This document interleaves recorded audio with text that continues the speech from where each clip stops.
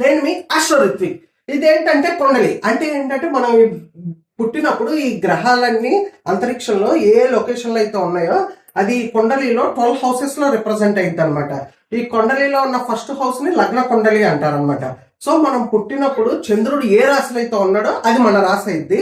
అదే సమయానికి మనం పుట్టిన సమయానికి చంద్రుడు ఏ నక్షత్రంలో అయితే ఉన్నాడో అది మన నక్షత్రం అయింది అనమాట. సో ఈస్టర్న్ హారిజన్ లో మనం పుట్టిన సమయానికి ఏ రాశి అయితే ఉందో అది మన లగ్న కొండలి అయింది అనమాట. ఉదాహరణకి ఇప్పుడు ఈస్టర్న్ హారిజన్ లో మిథున రాశి ఉందనుకోండి, అప్పుడు మనది మిథున లగ్న కొండలి అంటారు. అంటే ఫస్ట్ హౌస్ లో మిథున రాశి వస్తుంది అనమాట. 3 నెంబర్ జెమిని మిథున రాశి.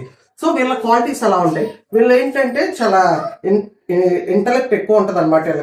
వీళ్ళకి ఏంటంటే చాలా కమ్యూనికేషన్ స్కిల్స్ చాలా బాగుంటాయి అనమాట.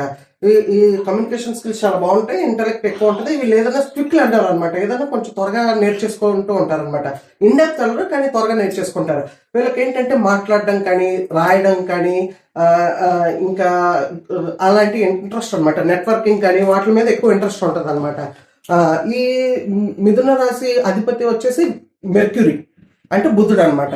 సో ఇదనమాట మిథున రాశి క్వాలిటీస్ అనమాట. ఇదే విధంగా మనం డిఫరెంట్ రాశి యొక్క కొండలీసి మనం ఫ్యూచర్ వీడియోస్ లో తెలుసుకుందాం. Please subscribe to my channel Astro Rithvik on YouTube, Instagram and Facebook.